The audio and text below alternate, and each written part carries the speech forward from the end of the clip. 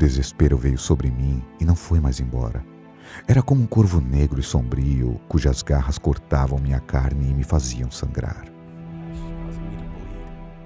Era pesado como um abismo sufocante que me puxava para suas profundezas, mas eu não queria estar lá.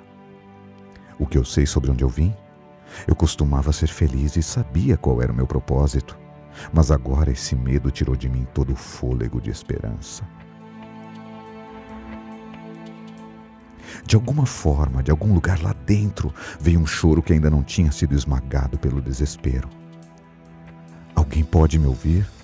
Alguém pode me ajudar? Instantaneamente, foi como uma faca cortando através da escuridão, trazendo fortes raios de luz que me cegaram. A esperança desceu em minha direção como um raio de luz. Eu segurei a corda. Ela me puxou para longe da escuridão e na direção da luz. Meus olhos se ajustaram para ver a sua luz, que surgiu no meio da escuridão e me tirou do desespero. Seu amor transbordou em mim, enquanto a vida ao meu redor retornou. Aí eu percebi, não há profundezas que ele não vá, não há desespero fora do seu alcance.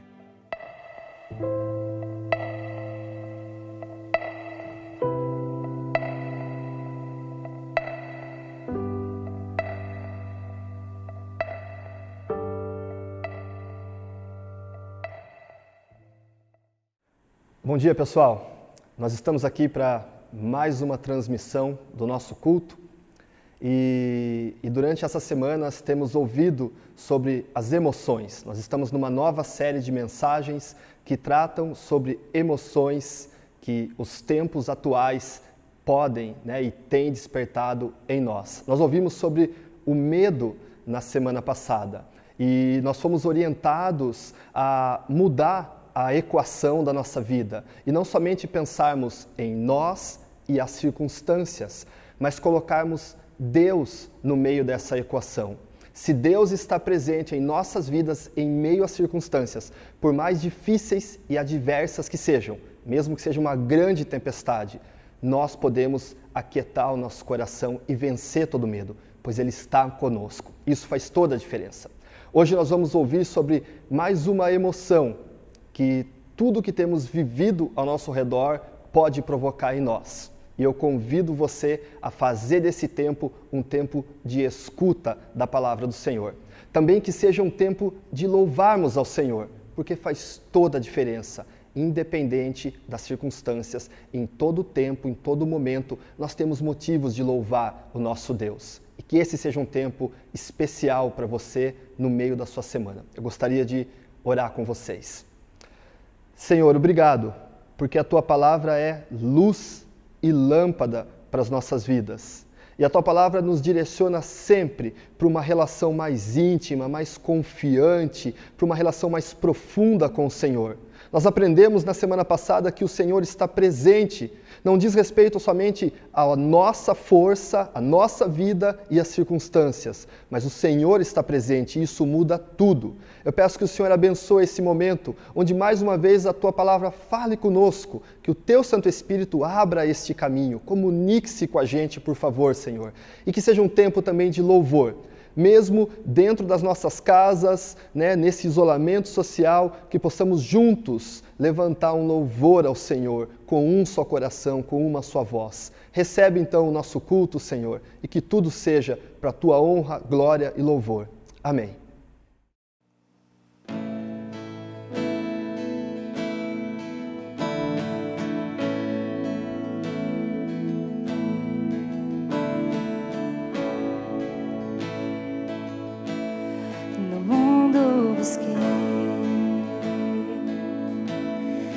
Não preencheu-me. Canções tão vazias, tesouros que um dia se consumirão. Então você veio e me trouxe pra perto, e todo desejo é satisfeito em Seu amor.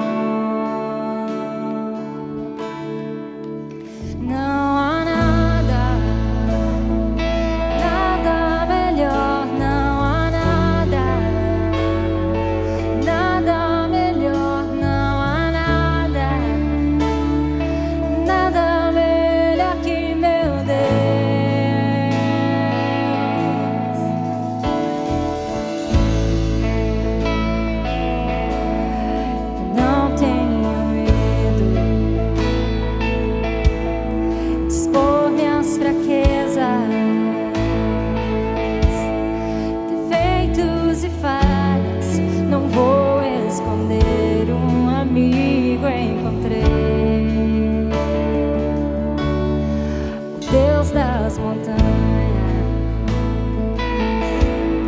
é o Deus dos vales. Não há lugar que a sua graça não possa me achar.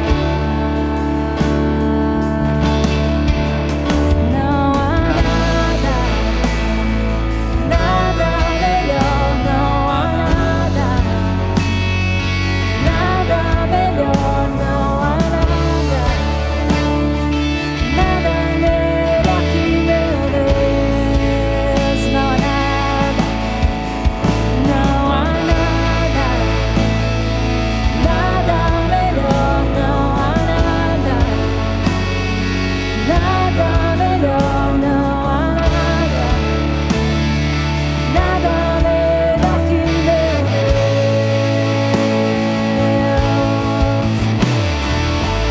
Torna o luto em festa, a vergonha em glória, traz beleza às cinzas, o Senhor pode fazer. Traz a vida ao sepulcro, faz de ossos soldados,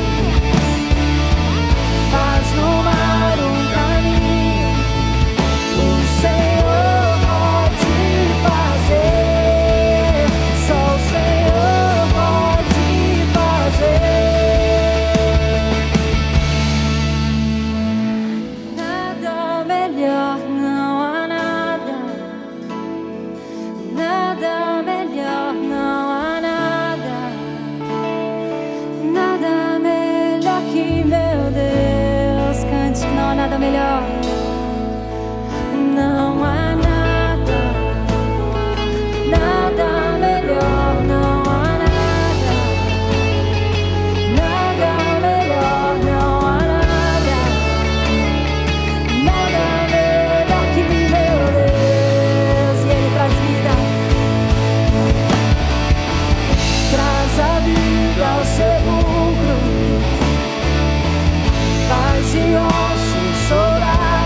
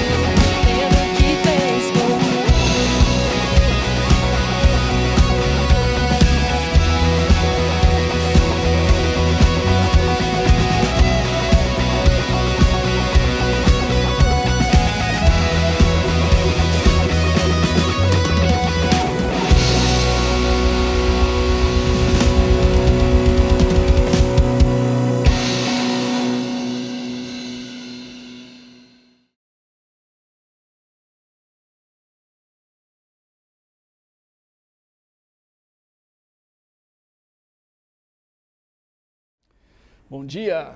Estamos reunidos mais uma vez aqui para falarmos da Palavra de Deus nesse tempo de pandemia.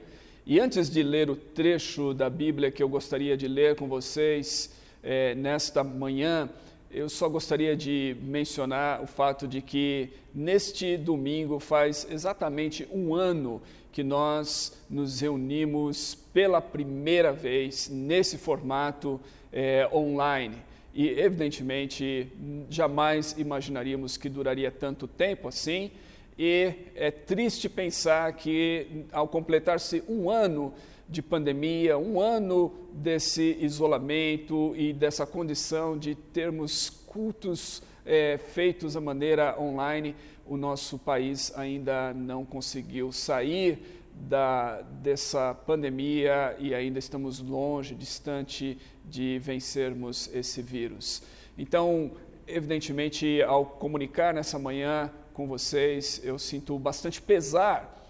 E pesar é uma das palavras que tem a ver ou estão conectadas ao título desse sermão, ao tema desse sermão nessa série Emoções. Hoje nós vamos falar sobre tristeza e não é possível falar sobre tristeza sem perceber que nesse momento tristeza é um sentimento muito presente na vida das pessoas. Eu confesso a vocês que nos últimos dias eu me peguei várias vezes com um sentimento de tristeza no meu coração, sentindo tristeza ao ver as notícias, ao saber de pessoas que eu conheço, que têm parentes, familiares, amigos que estão morrendo, tristeza ao saber de pessoas que eu conheço que estão internadas, entubadas, tristeza com a condição do nosso estado e do nosso país nessa pandemia. E a palavra de Deus, ela tem uma mensagem para nós, uma mensagem para nós nesse tempo, nessa época e nesses dias. E eu gostaria de tantos textos que eu poderia ter abordado ou escolhido para abordar neste sermão sobre tristeza, eu gostaria de usar um que é bastante conhecido do Evangelho segundo João, no capítulo 11, que trata sobre a ressurreição de Lázaro. Lázaro e as suas irmãs eram uma família próxima de Jesus, a gente encontra isso no Evangelho de João, e Lázaro adoece e ele morre. E no capítulo 11, então, a gente tem essa história, desde o momento em que Jesus sabe que Lázaro está enfermo, até o momento em que ele morre. Posteriormente, na história, Jesus ressuscita Lázaro. E essa é a mensagem do capítulo 11. Jesus, ao fazer isso, o evangelista João nos mostra que Jesus tem o poder sobre a vida e sobre a morte. E nós lemos isso, evidentemente, no texto, e nós ficamos maravilhados com esse poder de Jesus sobre a vida e sobre a morte, e ficamos felizes com o fato de que ele ressuscitou Lázaro. Isso nos dá esperança de que esse Jesus que venceu a morte é poderoso também para triunfar sobre a nossa própria morte. No entanto, essa é uma história real, isso aconteceu naqueles dias. A família de Lázaro teve que enfrentar o momento em que ele se tornou enfermo, o agravamento da sua enfermidade, o fato de que Jesus parecia demorar para chegar e ir ver o seu amigo, e que quando Jesus chega até a família de Lázaro, ele já havia morrido há 4 dias, então parece que houve uma demora de Jesus em atender aquele pedido e em ver seu amigo que estava adoecido, e há uma comoção muito grande, uma tristeza diante da morte de Lázaro. Todas essas coisas, todos esses elementos fazem parte do texto aqui, e todas essas coisas aconteceram de fato, e você sabe exatamente como é que isso acontece, o que isso significa emocionalmente, a profunda tristeza e dor, e às vezes frustração, quando você tem alguém enfermo, quando você pede ajuda, quando alguém que você pensa que pode ajudá-lo demora demora para ajudar, e quando essa pessoa finalmente chega, aquela pessoa que precisava de ajuda já não está mais viva. Quanta frustração, e quanta dor, e quantas emoções ali nesse momento. E é esse o contexto, então, do que o texto que eu quero ler. Eu quero ler apenas uma breve passagem, mas dentro desse contexto mais amplo de Jesus, Lázaro, a família de Lázaro, a morte de Lázaro e a ressurreição de Lázaro. Capítulo 11, então, de João. Os versículos que eu quero ler são os versículos 33 a 37, e dizem assim: ao ver chorando Maria e os judeus que a acompanhavam, Jesus agitou-se no espírito e perturbou-se. Onde o colocaram? Perguntou ele. Vem e vê, Senhor, responderam eles. Jesus chorou. Então os judeus disseram: veja como ele o amava. Mas alguns deles disseram: ele, que abriu os olhos do cego, não poderia ter impedido que esse homem morresse? Essa é a porção. Jesus chorou. Nós lemos no versículo 35, um dos menores versículos da Bíblia, e essa era a grande curiosidade desse texto quando eu era adolescente. Qual é um dos menores versículos da Bíblia? Jesus chorou. Pequeno versículo, 2 palavras, de tremenda profundidade. De tremenda profundidade, inclusive para nós nessa hora. Nós vivemos num mundo onde a busca pela felicidade parece ser aquilo que mais move as pessoas. As pessoas são movidas de uma maneira constante por acharem a felicidade. E seja lá o que for que elas imaginam que vai lhes dar felicidade, é isso que move as suas vidas. Pode ser a carreira, pode ser um romance, um amor, pode ser construir uma família e ter filhos, pode ser construir um lar e uma casa, pode ser mudar de um país, o que quer que seja que vai dar a elas aquilo que elas imaginam, que elas têm em sua mente, que é a imagem, a figura da felicidade. É isso o que move as pessoas e é isso que elas buscam. Essa é a realidade de todo mundo, de todas as pessoas ao redor do mundo. Na verdade, o objetivo da maioria das pessoas é evitar a tristeza a qualquer custo. No entanto, quando a gente lê o escritor do livro de Eclesiastes, nós encontramos uma passagem que parece contrariar tudo isso que o mundo moderno tem em vista. Capítulo 7 de Eclesiastes, versículos 2 a 4, diz assim: é melhor ir a funerais que ir a festas. Afinal, todos morrem, e é bom que os vivos se lembrem disso. A tristeza é melhor que o riso, pois aperfeiçoa o coração. O sábio pensa na morte com frequência, enquanto o tolo só pensa em se divertir. Enquanto o nosso mundo moderno e pós-moderno parece que só pensa em se divertir, enquanto o nosso mundo moderno e pós-moderno parece que quer evitar o sofrimento, a tristeza e a dor a todo custo, o escritor de Eclesiastes fala que há uma sabedoria na tristeza, e há uma sabedoria em considerar a morte, porque todos um dia irão morrer, e a tristeza é algo que nós podemos ter certeza que nós vamos experimentar na vida. De fato, todos nós temos muitos motivos para ficarmos tristes, e às vezes nós evitamos isso. Às vezes nós não queremos aparentar que estamos tristes. Às vezes nós queremos sempre dar a impressão de que estamos alegres. Pergunte a qualquer pessoa como é que ela vai. Dificilmente alguém vai responder para você que está triste ou que não está bem. A resposta padrão que todos damos é: graças a Deus, estamos bem, está tudo bem. Essa é a resposta padrão. Mas o fato é que muitas vezes não estamos bem. Só que nós não queremos falar a respeito. Nós não queremos admitir isso. Nós não queremos dar a impressão para as pessoas de que há uma tristeza em nosso coração, de que há uma dor profunda em nós, de que as coisas não estão bem. Por quê? Porque o mundo apregoa que nós temos que ser felizes. E muitas vezes a igreja não contribui com isso, e muitas vezes há formas equivocadas de se anunciar a mensagem da cruz, que dá a impressão de que o objetivo maior da nossa vida é essa felicidade nas coisas, é sermos vitoriosos sempre, de que se você estiver num momento de tristeza, ou de dor, ou de choro, você não tem fé.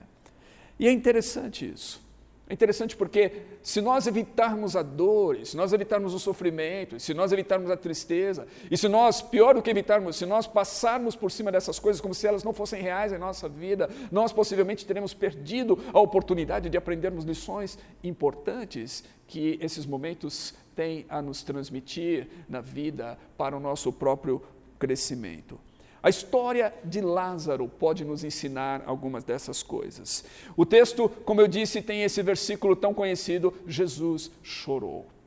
E quando nós vemos isso, nós aprendemos, em primeiro lugar, que chorar é parte da experiência humana no mundo caído.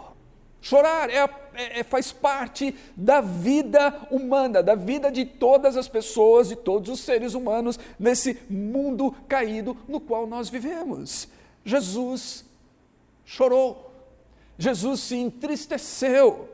De fato, Jesus se entristeceu mais de uma vez nos evangelhos, nós vamos vê-lo nessa situação. Por exemplo, em Mateus capítulo 14, versículo 13, diz que logo que Jesus ouviu acerca da morte de João Batista, que era o seu primo, que foi decapitado segundo as ordens de Herodes, diz que Jesus partiu de barco para um lugar isolado a fim de ficar só.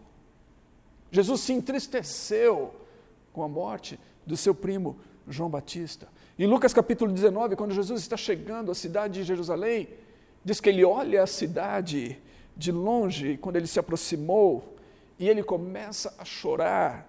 E ele diz assim: como eu gostaria que você compreendesse o caminho para a paz.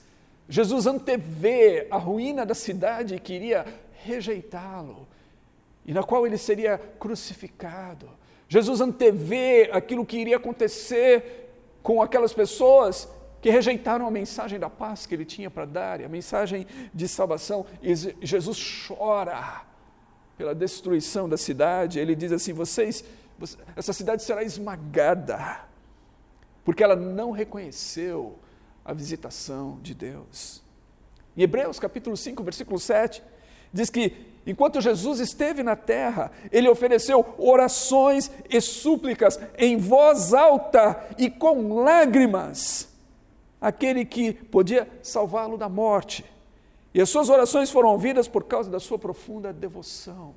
Jesus chorou. E Jesus não chorou somente nesse momento, Jesus chorou em diversos outros momentos. Jesus ofereceu orações. Jesus disse que a sua alma estava angustiada e cheia de tristeza.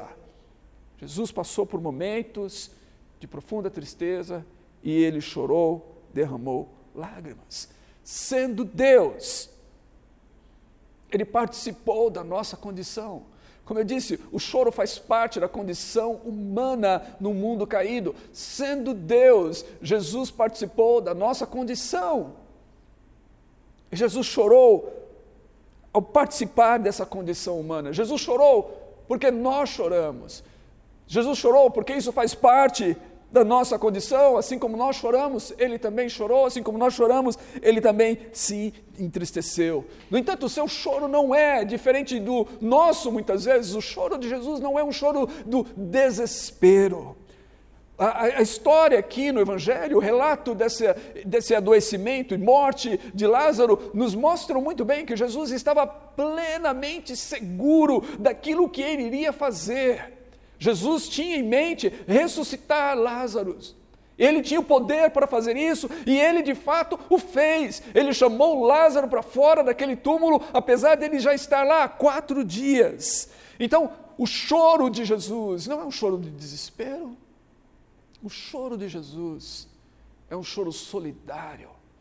Jesus, novamente, ele se compadece com a tristeza dos seus amigos diante da morte, e Jesus é solidário com eles. Jesus demonstra solidariedade no meio do sofrimento. Isso é algo que nós precisamos aprender.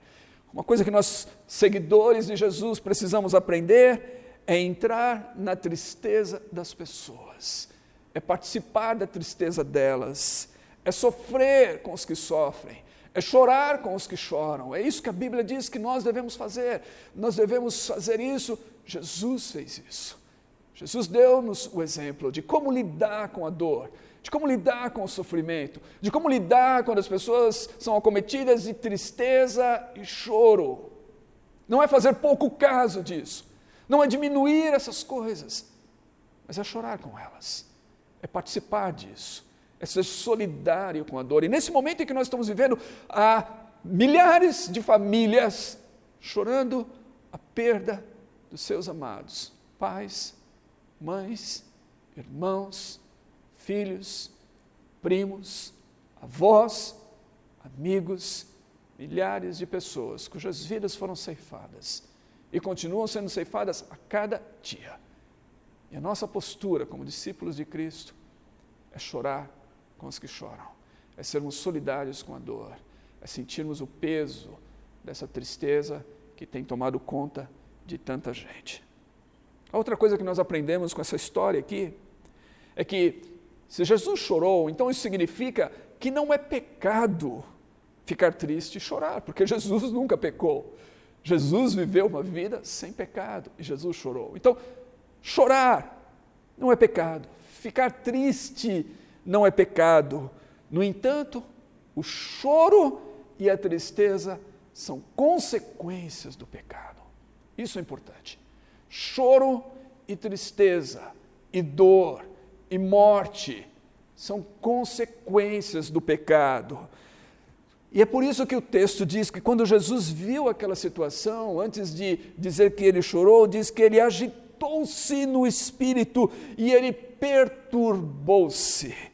A força do verbo grego aqui diz que, ou indica que Jesus ficou profundamente indignado. De fato, Jesus ficou irado. Por que Jesus ficou irado? Será que ele ficou irado com as pessoas? Alguns vão dizer assim, Jesus ficou irado com a falta de fé das pessoas. Eu realmente não acredito que seja esse o caso. Eu acredito que faz mais sentido pensar que Jesus ficou irado, que Jesus ficou indignado ao ver as consequências do pecado, da queda, da presença do mal no mundo que ele criou. Jesus ficou irado ao ver as consequências do mal na vida das pessoas a quem ele amava. Jesus ficou irado com a presença do mal e da morte e do pecado nesse mundo. Jesus chorou e se entristeceu e ficou indignado por causa dos nossos pecados que trazem um mal tremendo a esse mundo. Agora, ao falar isso, eu quero dizer o seguinte: nem sempre nós choramos e nem sempre nós estamos tristes por causa dos nossos pecados. Mas quando a tristeza é fruto do nosso pecado, quando o nosso pecado nos leva à tristeza e à dor e ao choro, a Bíblia diz que esse tipo de tristeza é uma boa tristeza. Quando eu peco, quando eu faço alguma coisa errada e de repente a minha consciência, o Espírito de Deus fala comigo e me mostra, isso está errado. E eu me entristeço, eu percebo aquilo, de repente eu me dou conta de que eu fiz alguma coisa errada, que eu não deveria ter feito, e aquilo me causa tristeza, dor, pesar no coração, eu sinto uma profunda dor, e às vezes eu posso até chorar por causa disso. Quando isso acontece, essa dor, essa tristeza, esse pesar, esse choro, a Bíblia diz que isso é algo bom, que isso é algo bom. Isso é sinal de que Deus e o Espírito estão trabalhando em meu coração e eu estou respondendo à obra de Deus em meu coração. Essa tristeza e esse choro me leva ao arrependimento, ao quebrantamento para a redenção, para perdão, para ser restaurado, para ser reconciliado com Deus, para ter novamente a minha dignidade refeita aos olhos de Deus. E ter a mancha do meu pecado retirada diante de mim. Então essa tristeza por causa do meu pecado, ela é boa. Mas nem sempre a tristeza é por causa do meu pecado. Nem sempre a dor e o sofrimento é por causa de uma escolha errada que eu fiz, é por causa de um pecado que eu cometi. Pelo fato de nós vivermos num mundo caído e num mundo pecaminoso, muitas vezes nós sentimos dor, sofrimento, tristeza. Muitas vezes nós temos que lidar com essas coisas por causa do pecado dos outros. As escolhas erradas de outras pessoas repercutem em nossas vidas. E não só as escolhas erradas de pessoas próximas de nós, que nós amamos, repercutem em nossas vidas. Muitas vezes é a mãe chorando, não porque ela pecou, mas porque o seu filho fez uma escolha errada, inconsequente, e agora está numa cadeia, ou está numa situação terrível, numa cama de um hospital, por uma escolha errada, e essa mãe chora, e essa mãe está entristecida, não por causa do pecado dela, mas por causa do pecado do filho, as consequências. E esse é um exemplo. Então, às vezes alguém próximo de nós, alguém a quem nós amamos, peca, e por causa do pecado dessa pessoa, nós choramos, nós entristecemos, nós sentimos a dor e o sofrimento. Mas mesmo o pecado de pessoas que nós não conhecemos repercute em nós. Mesmo o pecado de pessoas do outro lado do mundo tem repercussões que muitas vezes nos levam à tristeza e ao sofrimento e à dor. É interessante, pensa no pecado que as pessoas têm cometido continuamente contra a natureza e nas consequências disso em nossas vidas e no quanto isso pode causar-nos dor e tristeza. Pensa nisso. É por isso que o salmista, no Salmo 119, versículo 136, diz assim: rios de águas correm dos meus olhos, porque não guardam a tua lei. O salmista está falando aqui que ele chorava, e ele chorava profundamente, porque os homens, porque a humanidade, porque as pessoas não guardam a lei de Deus. O pecado cometido pela humanidade tem repercussões na sua vida e na minha vida, e muitas vezes essas repercussões nos levam ao sofrimento, à dor, e nos levam a ficarmos entristecidos. Elas repercutem em nossas vidas. Paulo fala aos Romanos que a criação geme, a natureza toda geme, a natureza tem sido submetida à exploração de maneira equivocada por parte dos homens pecadores, e por causa disso a natureza, a criação geme. E Paulo diz, e nós também gememos, porque a natureza geme, porque o pecado está presente nesse mundo, porque nós vivemos num mundo caído, nós também gememos. Então, chorar, entristecer-se, não é pecado, mas o pecado em nossas vidas, ou o pecado no mundo, nos leva a chorar e a ficar tristes. Em terceiro lugar, por ser consequência do pecado, o choro e a tristeza terão um fim.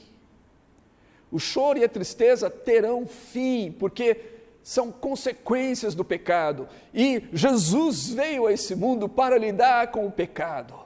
E Jesus morreu por causa do pecado, do seu pecado, do meu pecado, dos pecados do mundo.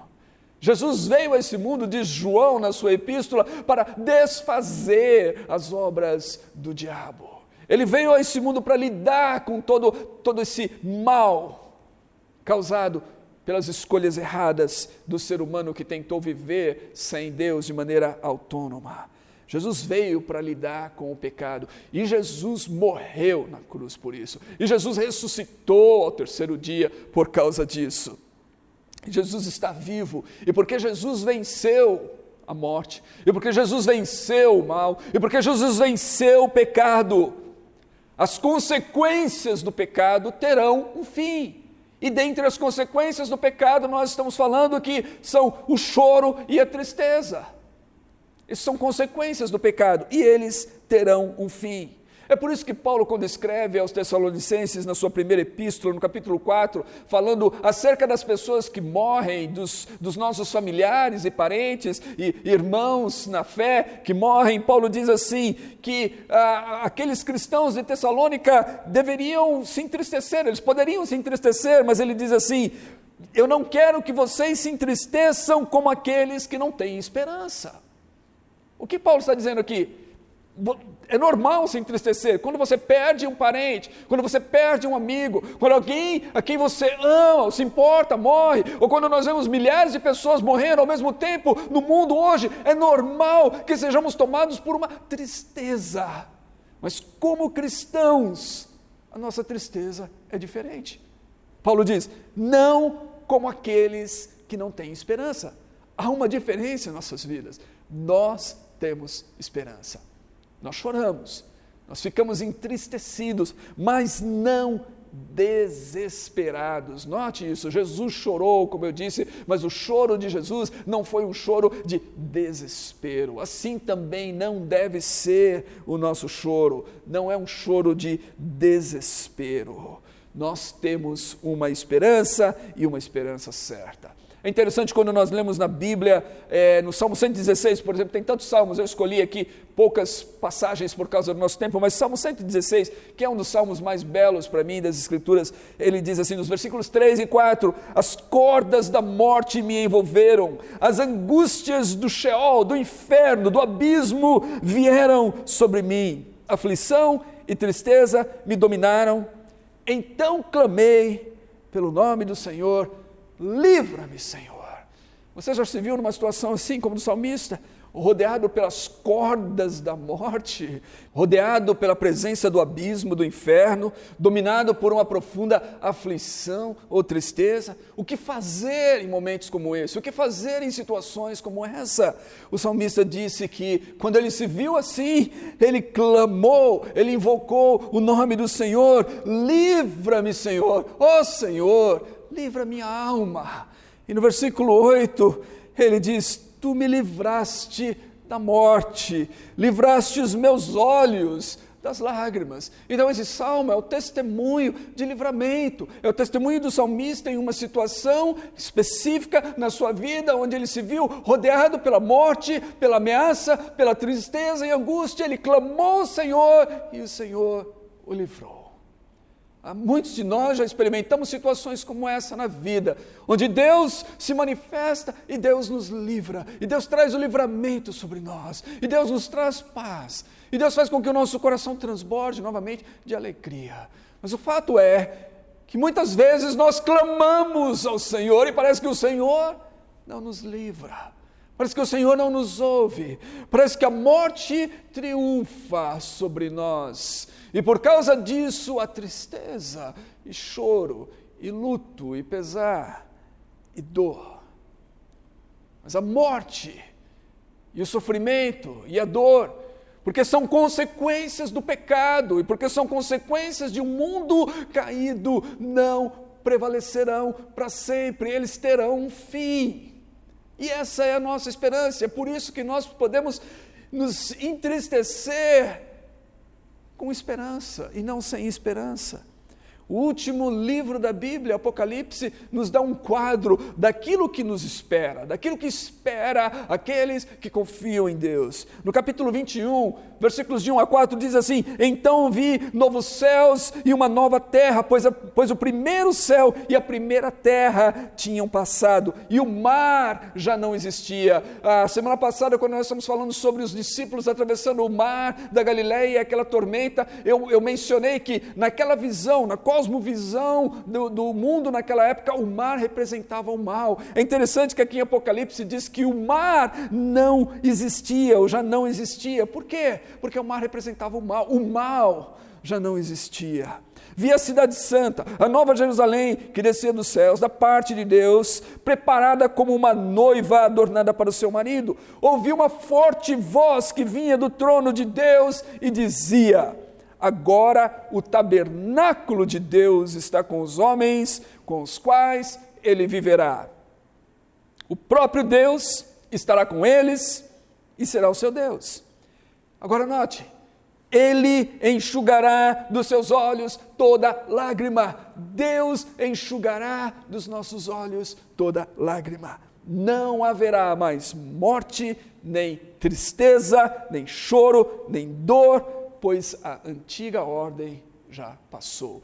Um dia, esse mundo vai ser refeito, esse mundo caído, esse mundo onde o pecado ainda existe, esse mundo onde os homens ainda praticam coisas más, que repercutem na sua vida e na minha vida, que escolhas más acabam trazendo dor e sofrimento para nós e para tanta gente, esse mundo de injustiça e sofrimento, esse mundo vai ser refeito num mundo novo. E no mundo novo de Deus não vai haver mais pecado. E porque não vai haver mais pecado, não vai haver mais morte, e não vai haver mais lágrimas, nem dor, nem sofrimento. Essas coisas terão todas passadas. Essa é a esperança que nós temos.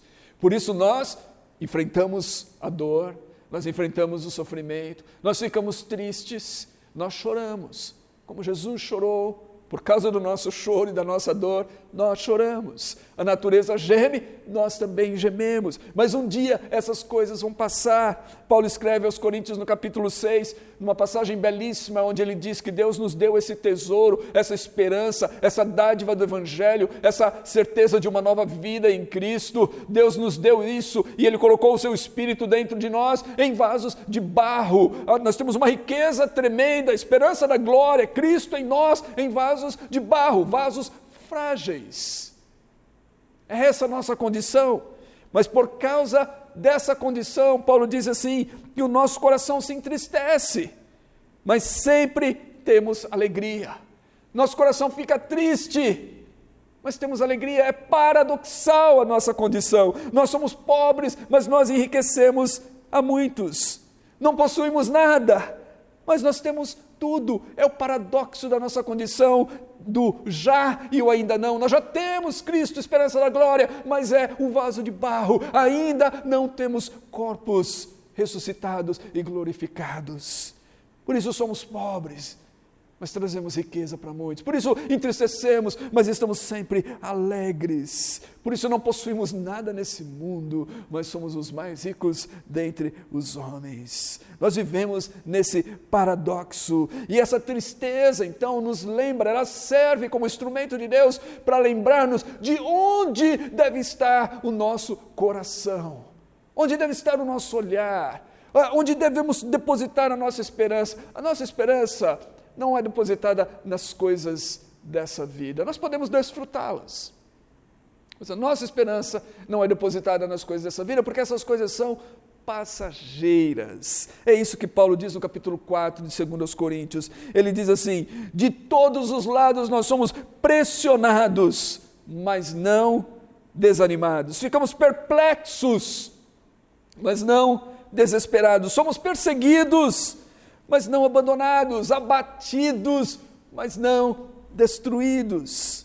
Versículo 16, ele diz, por isso nós não desanimamos, embora exteriormente estejamos a desgastar-nos, esse tesouro em vasos de barro, interiormente estamos sendo renovados dia após dia.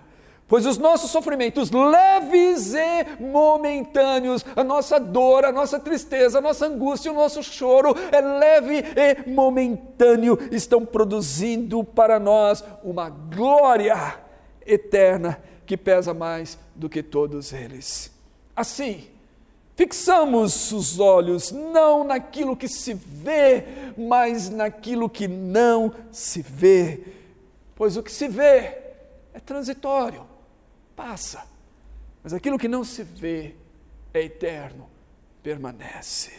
E é isso que Deus tem preparado para nós. É o que nós não vemos hoje, mas nós cremos e nós perseguimos e nós mantemos o nosso olhar fixo nessas coisas, porque essas coisas são aquelas que permanecem. O pecado vai ter fim, as consequências do pecado terão fim, o sofrimento, a dor, a tristeza, as lágrimas terão fim. Nós experimentaremos um dia aquilo que ainda está por vir, um mundo novo, preparado por Deus, onde todas essas coisas serão passadas. Então, porque Jesus chorou, nós também podemos chorar, e de fato nós choramos nesse mundo. Porque Jesus chorou em solidariedade com aqueles que sofrem, nós podemos aprender a ser solidários com a dor e o sofrimento das pessoas ao nosso redor.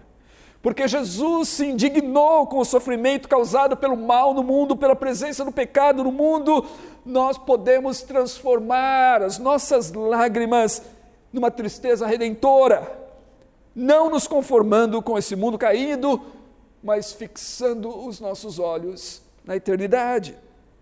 Porque Jesus venceu a morte, nós podemos ter esperança em meio ao choro e dizer com confiança, como o salmista no Salmo 35, no Salmo 30, verso 5, o choro pode durar toda a noite, mas a alegria vem ao amanhecer.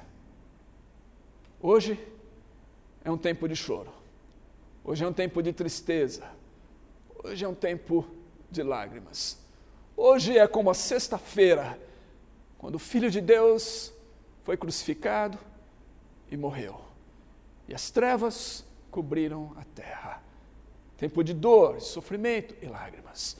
Mas o domingo está chegando, a alegria virá ao amanhecer, um novo dia está despontando, o dia da vitória, o dia em que nós, como filhos de Deus, experimentaremos o ainda não da nossa salvação e da nossa redenção.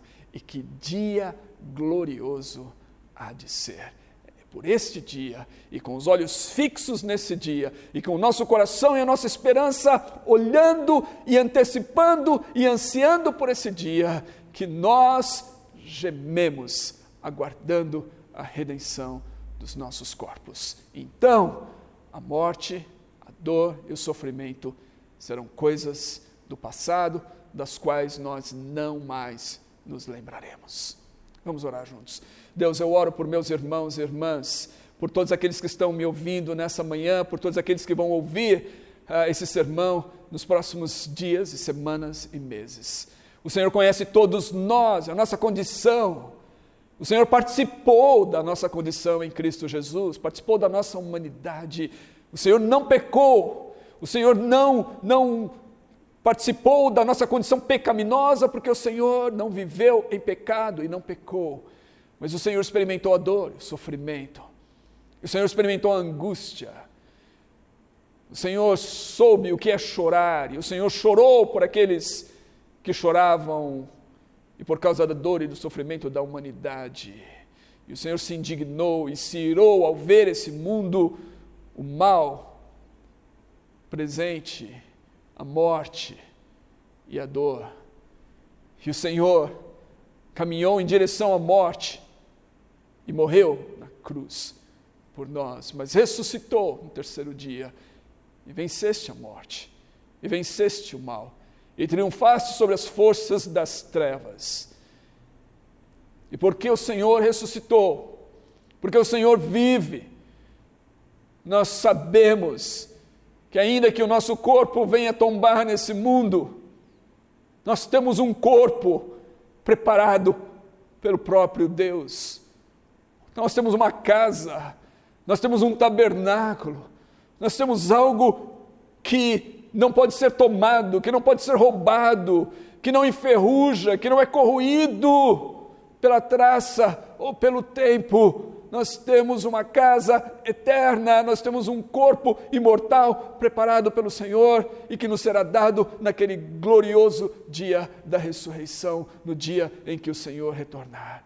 Então, Deus, eu oro para que nós sejamos consolados e confortados com essa palavra, que ainda que venhamos a nos entristecer diante das coisas que estão acontecendo no mundo hoje, diante das coisas que acontecem, diante do mal e do sofrimento na vida das pessoas, de pessoas próximas de nós, de pessoas queridas e amadas, ou em nossa própria vida.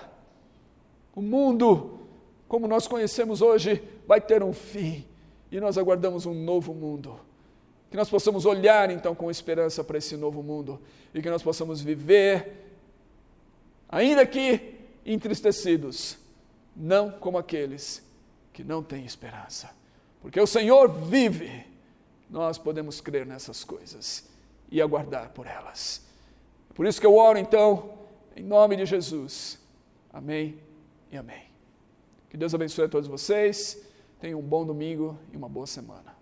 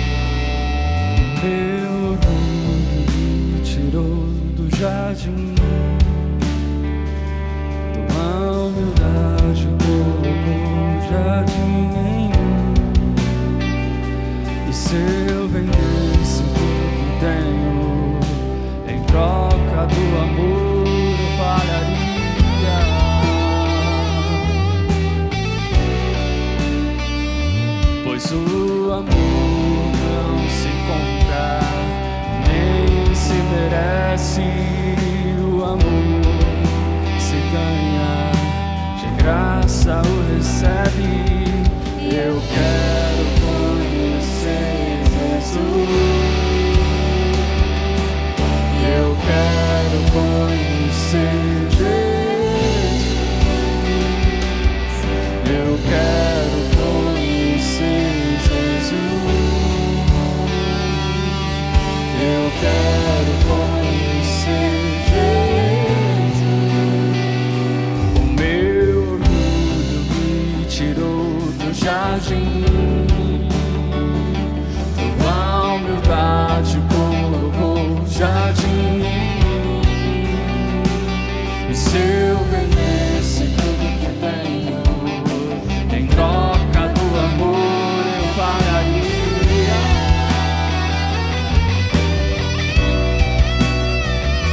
Pois o amor não se compra, nem se merece. O amor se ganha, de graça o recebe. Eu quero conhecer Jesus. Eu quero conhecer Jesus. Eu quero conhecer Jesus. Eu quero conhecer Jesus. Ser achado e ser achado nele. E ser achado nele. Ser achado e ser achado nele.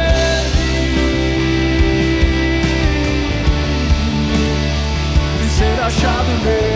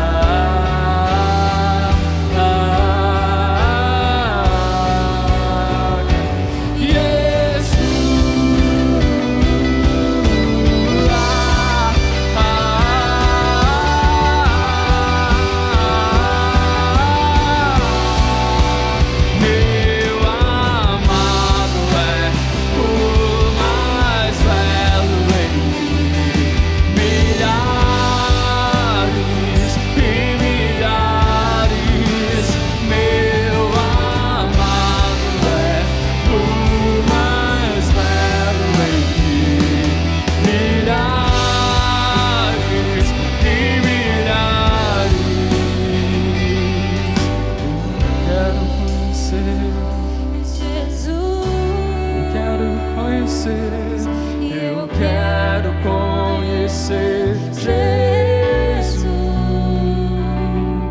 Eu quero conhecer Jesus. Eu quero conhecer Jesus.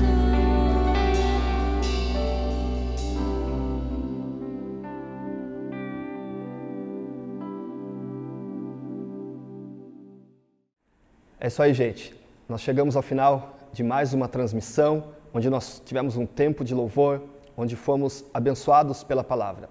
E se essa palavra falou com você, não se esqueça de compartilhá-la. Isso faz com que a palavra, tão necessária para os tempos atuais, alcance um número maior de pessoas. Nós estamos vivendo esse tempo tão difícil e ainda temos um tempo tão difícil de isolamento. Portanto, para você que é membro da nossa igreja, não fique desconectado. Nós temos as orações ao meio-dia, os grupos de convivência durante a noite, e essas são formas de nos conectarmos. Portanto, se você faz parte da nossa comunidade, não fique no isolamento. Se você não faz parte da nossa comunidade e você quer nos conhecer melhor, nós temos o QR Code e esse é o caminho para você saber mais sobre nós e para nós conhecermos você também. Lembrando que as nossas mensagens estão em formato podcast nas principais plataformas, e isso faz com que também você possa ouvir novamente a palavra, aonde você estiver. Eu gostaria de fazer uma oração de gratidão por esse tempo que nós tivemos aqui. Deus, obrigado. Nós somos tão gratos porque num tempo tão difícil como um tempo de pandemia, onde tudo foi abalado ao nosso redor, nós podemos continuar firmes ao redor da Tua palavra. Nós podemos continuar firmes cultuando ao Senhor, que é o Deus que traz paz para a nossa existência. Nós podemos ficar firmes, conectados uns com os outros. E eu te agradeço, Senhor, por esse momento tão especial que nós tivemos hoje aqui, Pai. E eu peço que durante a nossa semana, a gente não perca essa conexão com o Senhor e essa conexão uns com os outros. Isso é tão importante, Pai, para que a gente consiga passar pelo atual momento e passar bem, chegando ao fim desse tempo tão difícil. Eu também oro, Pai, para que o Senhor traga um novo tempo para o nosso país e toda essa situação de pandemia possa ser abreviada e possa passar, Senhor, mediante a Tua misericórdia, o mais rápido possível. Em nome de Jesus, Senhor.